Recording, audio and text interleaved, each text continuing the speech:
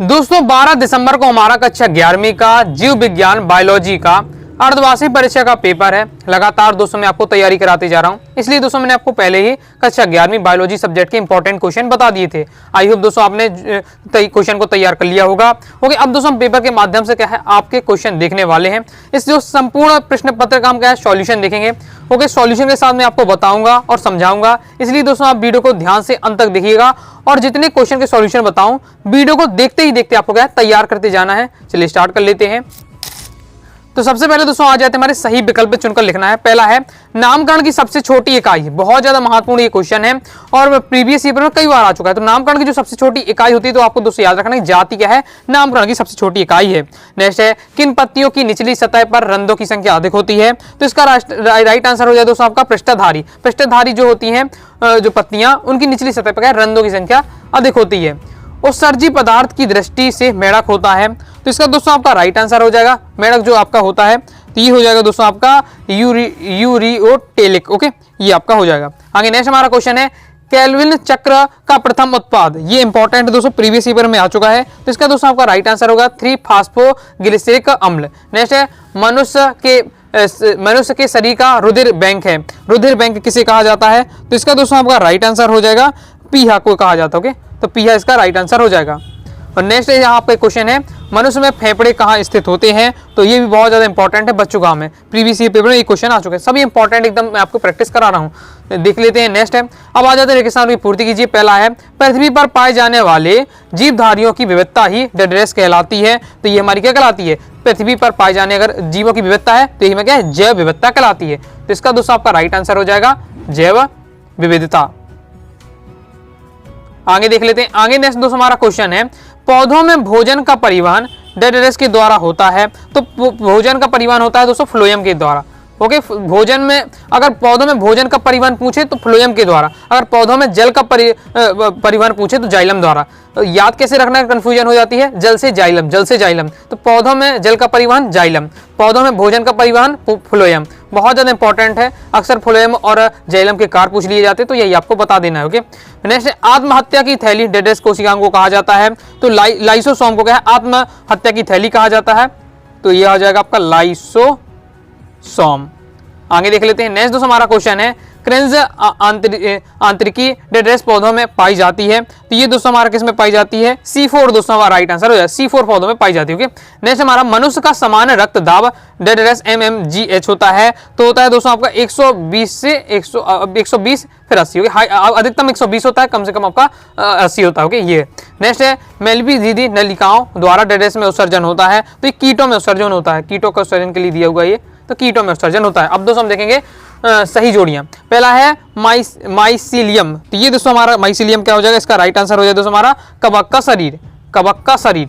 Next है दोस्तों हमारा आलू। तो आलू दोस्तों हमारा कौन सा कुल का है, सोलेनेसी कुल का है। अक्सर पूछा जाता है। ओके, प्याज का आता है आपका और आलू का पूछा जाता है अक्सर कुल का, याद रखिएगा। ओके, फिर नेक्स्ट है आपका ऑक्सिन। तो ऑक्सिन दोस्तों आपका राइट आंसर हो जाएगा वृद्धि हार्मोन। ऑक्सिन कौन सा हार्मोन है, एक वृद्धि हार्मोन है। नेक्स्ट यकृत। तो यकृत क्या है, अब इसका राइट आंसर आपका क्या हो जाएगा, सबसे बड़ी पाचन थैली हो जाएगी। तो ये हो जाएगा चौथा। इसके बाद नेक्स्ट हमारा है प्याज। तो प्याज का जो कुल है एलियम सेफा। ओके, तो ये हो जाएगा पांचवा। ओके, तो बहुत ज्यादा इंपॉर्टेंट आलू और प्याज का अक्सर आता है, याद करके रखना है। जितने सिलेक्टेड है वही मैंने आपको यहाँ बता रहा हूँ। नेक्स्ट अब देख लेते एक शब्द एक वाक्य में उत्तर। पहला है कैनाल तंत्र किस संघ की विशेषता है। तो ये दोस्तों आपकी संघ की विशेषता है पोरीफेरा। पोरीफेरा संघ की विशेषता है, तो पोरीफेरा इसका राइट आंसर हो जाएगा। ओके, तो कैनाल तंत्र पाया जाता है वो पोरीफेरा संघ में पाया जाता है। नेक्स्ट है एक बीज पत्री में किस प्रकार की सिरा विन्यास पाया जाता है। तो किस प्रकार का समांतर सिरा विन्यास पाया जाता है। तो राइट आंसर हो जाएगा दोस्तों आपका समांतर सिरा विन्यास। ओके, आगे देख लेते हैं। आगे नेक्स्ट दोस्तों हमारा क्वेश्चन है एक बीजपत्री बीज का बीजपत्र क्या कहलाता है। इसका राइट आंसर हो दोस्तों आपका स्कूटेलम। तो इसका राइट आंसर आपका स्कूटेलम कहलाता है। आगे देख लेते हैं। आगे नेक्स्ट दोस्तों हमारा क्वेश्चन है क्लोरोप्लास्ट में प्रकाश संश्लेषी वर्ण कहाँ पाए जाते हैं। तो इसका दोस्तों आपका राइट आंसर हो जाएगा ग्रेना में। ओके, ग्रेना में। नेक्स्ट है प्रोटीन संश्लेषण में कौन सा कोशिकांग सहायक होता है। तो जो आपका राइबोसोम होता है, तो इसका राइट आंसर हो जाएगा आपका राइबोसोम। ओके, तो राइबोसोम इसका आपका राइट आंसर हो जाएगा। तो इसमें आपका क्या है प्रोटीन संश्लेषण होता है। अब दोस्तों आ जाते हैं सतसत। चलिए सतसत देख लेते हैं। सतसत में दोस्तों हमारा पहला है जगत वर्गीकरण का सबसे बड़ा वर्गक है। तो ये दोस्तों हमारा क्या हो जाएगा, सत्य हो जाएगा। आगे नेक्स्ट दोस्तों हमारा क्वेश्चन है, ऐसे फल जिनका निर्माण अंडाशय से होता है कूट फल कहलाते हैं। तो ये दोस्तों हमारा क्या हो जाएगा, असत्य हो जाएगा। ओके, ये हमारा असत्य हो जाएगा। नेक्स्ट दोस्तों हमारा क्वेश्चन है, मृदुक पौधों के कठोर भागों में पाए जाते हैं। तो ये दोस्तों हमारा क्या है, असत्य हो जाएगा। आगे देख लेते हैं। नेक्स्ट हमारा क्वेश्चन है, सभी एंजाइमों का निर्माण प्रोटीन से होता है। तो बिल्कुल आपका ये सत्य हो जाएगा। फिर नेक्स्ट है, प्रोटीन के श्वसन गुणांक का मान 1 से अधिक होता है या 1 से अधिक होता है। तो ये दोस्तों फिर आपका क्या हो जाएगा, असत्य हो जाएगा। कंप्लीट हो जाता है। अब दोस्तों आपको कमेंट बॉक्स में बताना है प्रोटीन के श्वसन गुणांक का मान। नेक्स्ट हमारा क्वेश्चन है, कोशिका सिद्धांत का प्रतिपादन रॉबर्ट ब्राउन ने किया। तो ये भी आपका सत्य हो जाएगा। ओके, तो इस बार से कंप्लीट हो जाता है। अब दोस्तों हम देखेंगे प्रश्नांक 6 में से क्वेश्चन। प्रश्नांक 6 में से दोस्तों हमारे 2 अंकीय वाले प्रश्न स्टार्ट हो जाते हैं। चलिए देख लेते हैं। एक एक क्वेश्चन का सॉल्यूशन बताते जाऊंगा, समझाते जाऊंगा। वीडियो को देखते ही देखते आपको तैयार करते जाना है। बहुत ज्यादा इंपॉर्टेंट, जितने क्वेश्चन बताऊंगा तो हम सिलेक्टेड क्वेश्चन आपको बताऊंगा। ओके, लाइक और शेयर ठोक दीजिए, महाकाल का लाइक और शेयर ठोक दीजिए। पूरा साल मेहनत करता हूं आपके लिए बेटा, ऐसा नहीं चलेगा, ऐसा नहीं चलेगा। तो प्रश्नांक 6 में हमारा, जीवों को वर्गीकृत क्यों करते हैं, अथवा क्वेश्चन पूछा जा रहा है द्विनिषेचन क्या है। तो सॉल्यूशन हम देख लेते हैं। जीवों को वर्गीकरण हम क्यों करते हैं। तो जीवों का वर्गीकरण निम्न उद्देश्यों की प्राप्ति के लिए किया जाता है। पहला, अध्ययन की सुविधा, अर्थात अध्ययन को हमें सरल बनाना है। दूसरा है, वर्गीकरण का विकास की प्रक्रिया को समझने में सहायक होता है। ये कारण है कि जिससे हम जीवों को वर्गीकरण कर लेते हैं तो हमें अगर अध्ययन करना है तो आसान हो जाती है। ओके, इसके बाद नेक्स्ट है आपका द्विनिषेचन क्या है। द्विनिषेचन जिसे डबल फर्टिलाइजेशन कहते हैं, ये आपका दिया हुआ है, इंपॉर्टेंट है, बहुत ज्यादा, तैयार कर लीजिएगा। आगे देख लेते हैं। आगे नेक्स्ट हमारा आ जाता है प्रश्नांक 7। प्रश्नांक 7 में हमारा, मोनेरा जगत के 2 लक्षण लिखिए। अथवा हमसे पूछे जा रहा है क्वेश्चन, शैवालों के 2 प्रमुख लक्षण लिखिए। सॉल्यूशन दोस्तों हम देख लेते हैं। मोनेरा जगत के आपको 2 लक्षण लिखना है। तो 2 लक्षण कौन कौन से हैं। पहला है, सभी मोनेरा कोशिकाओं सूक्ष्मदर्शी होती हैं। फिर नेक्स्ट है, इनमें केवल द्रव्य के चारों ओर केंद्रक काला नहीं होता है। तो ये आपकी दी हुई है 2 लक्षण। शैवालों के आपको 2 लक्षण बहुत ज्यादा इंपॉर्टेंट है, दोनों में से अक्सर कोई ना कोई पूछा जाता है, तैयार करके रखना है। शैवालों के 2 लक्षण आपके कौन कौन से हैं। तो ये भी आपके दिए शैवालों के लक्षण। जैसे पहला शैवाल समानता जलीय जीव है जो स्वच्छ एवं समुद्री जल में पाए जाते हैं, परंतु कुछ शैवाल असमान एवं विशिष्ट आवासों में भी पाए जाते हैं। इस बार से दूसरा आपका दिया हुआ है, तैयार करके दोस्तों आपको रखना है। बिल्कुल उतना ही मैं आपको सॉल्यूशन बता रहा हूँ जितना आपको पेपर में लिखना चाहिए। बिल्कुल मैं आपको एक्स्ट्रा नहीं बता रहा हूँ, एकदम सिलेक्टेड एक लाइन के सॉल्यूशन दिए हुए हैं। आगे देख लेते हैं।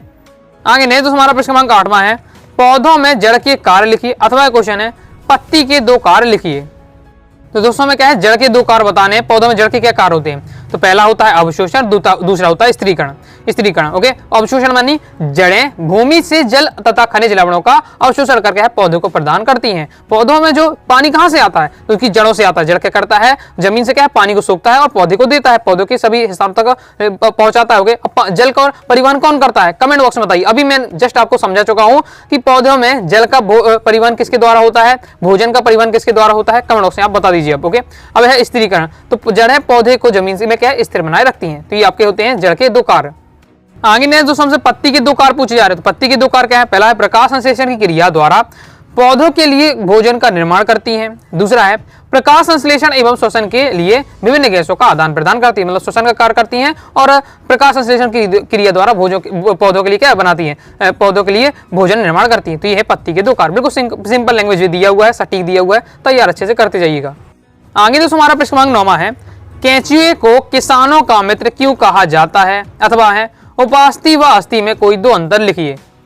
तो सॉल्यूशन दोस्तों आपके इस प्रकार से रहने वाला, केंचुए के किसानों का मित्र क्यों कहा जाता है। ये आपका कंप्लीट सॉल्यूशन दिया हुआ, पॉइंट वाइज पॉइंट बताया जा रहा है। केंचुए का सबसे अच्छा फायदा रहता है कि मिट्टी को ये छिद्दे तो पुली बना देते हैं। बरसात के समय में ये आपको दिख रहा होगा, घर में अक्सर आपको मिलते रहते हैं केंचुए। तो मैं तो अक्सर यही करता हूँ कि इनको लेता हूँ, ओके, पेनिस वगैरह से उठाऊंगा, उनको क्या है गमले वगैरह में डाल देता हूँ। ओके, इससे ये फायदा करते हैं, क्या करते हैं, जो जमीन जो मिट्टी होती है उसे पोला कर देते हैं। ओके, इसके बाद केंचुए मृदा को ऊपर नीचे करके मृदा को उपजाऊ की क्षमता बढ़ाते हैं। बस 2 पॉइंट आपके लिए पर्याप्त है, समझ में आ रहा होगा। आगे देख लेते हैं। इसके बाद दोस्तों आपको अस्थि और उपास्थि में 2 अंतर बताना। तो ये आपका दिए हुए अंतर, यहाँ 6 अंतर दिए हुए हैं। तो 2 अंतर आपको अच्छे से तैयार कर लेना है। 3 तो आपको तैयार करके रखना है। अस्थि उपास्थि में अंतर इंपॉर्टेंट है। जो क्वेश्चन मैं आपको बता रहा हूँ, केंचुए को किसानों का मित्र क्यों कहा जाता है, अस्थि उपास्थि में अंतर, ये प्रीवियस ईयर पेपर में क्वेश्चन आ चुका है। आगे देख लेते हैं। आगे नेक्स्ट दोस्तों हमारा क्वेश्चन है, कोशिका को परिभाषित कीजिए। अथवा में है कोशिका भित्ति के 2 कार्य लिखिए। देख लेते हैं सॉल्यूशन। कोशिका को परिभाषित आपको करना है। कोशिका संरचना जैविक क्रियाओं की एक इकाई है जो पारगम्य झिल्ली से घिरी होती है तथा इसमें स्वतः जनन की क्षमता होती है। यह विभिन्न पदार्थों का वह सूक्ष्मतम संगठित होता है जिसमें वे सभी क्रियाएं होती हैं जिन्हें हम क्या सामूहिक रूप से क्या जीवन कहते हैं। मतलब ये जीवन की मूलभूत सबसे एक छोटी इकाई होती है। आगे दोस्तों हमसे कोशिका भित्ति के 2 कार्य पूछे जा रहे हैं, तो ये आपका दिए हुए पहला है, यह कोशिकाओं की रक्षा करती है और उनका निश्चित आकार बनाए रखती है। कोशिका भित्ति यानी बाहर वाली लेयर हो, तो बाहर वाली लेयर क्या करेगी, कोशिकाओं की क्या रक्षा करेगी, सुरक्षा करेगी, ओके, साथ ही इसको क्या है एक आकार देकर रखेगी। और दूसरा कार्य रहता है यह कोशिकाओं को यांत्रिक सहारा देती है। आगे देख लेते हैं। आगे बढ़ने से पहले दोस्तों मैं बताना चाहूंगा, अगर दोस्तों आप क्लास 11th बायोलॉजी सब्जेक्ट की प्रॉपर तैयारी करना चाहते हैं, all chapter PDF notes, all chapter important question answer, all chapter objective question answer, साथ ही previous year paper, model paper के साथ प्रैक्टिस करना चाहते हैं, पूरा पीडीएफ मटेरियल चाहते हैं, अनुराग साडी क्लासेस के क्लास 11th बायोलॉजी कोर्स को ज्वाइन कर सकते हैं। दोस्तों कोर्स को ज्वाइन करने के लिए 90 39 53 44 79 इस दिए व्हाट्सएप नंबर पर मैसेज करके कोर्स के बारे में जानकारी ले सकते हैं और कोर्स को ज्वाइन कर सकते हैं। पीडीएफ मटेरियल रहेगा, पूरा आपको दिया जाएगा, टाइप मटेरियल मिलेगा। सबसे खास बात रहेगी पूरा टाइप करके मटेरियल तैयार किया गया है। एग्जाम्पल के लिए आप देख सकते हैं, मैं सभी क्वेश्चन का मैं आपको बता रहा हूँ, जितने इंपॉर्टेंट है सब अपने दिए हुए हैं, ओके। तो आपको प्रॉपर तैयारी हो जाएगी। जो मैं आपको नोट्स दूंगा, इंपॉर्टेंट दूंगा, उन्हें तैयार कर लेते हैं, आपकी फाइनल एग्जाम तक कंप्लीट तैयारी हो जाएगी। आगे देख लेते हैं। आगे नेक्स्ट हमारा क्वेश्चन है, वृद्धि को परिभाषित कीजिए अथवा में विभेदन को परिभाषित कीजिए। सॉल्यूशन दोस्तों हम देख लेते हैं। वृद्धि को परिभाषित करना है तो पादप जीवों के आकार, आयतन, भार तथा जीव द्रव्य अनुक्रमणीय बढ़ोतरी को क्या कहते हैं, वृद्धि कहते हैं। वृद्धि यानी तो हमें नॉर्मल पता है कि वृद्धि यानी क्या होता है, बढ़ना होता है, किसी चीज का बढ़ना होता है, ओके। तो ये यहाँ पादप की बात हो रही होगी, तो पादप में अगर पादप व जीवों के आकार में दोनों की बात हुई, पादप और जीवों में ये उनके आकार, आयतन बढ़ रहा है, उनका भार बढ़ रहा है, ओके। तो उनकी जो अनुक्रमणीय बढ़ोतरी होती है उसे हम क्या वृद्धि कहते हैं।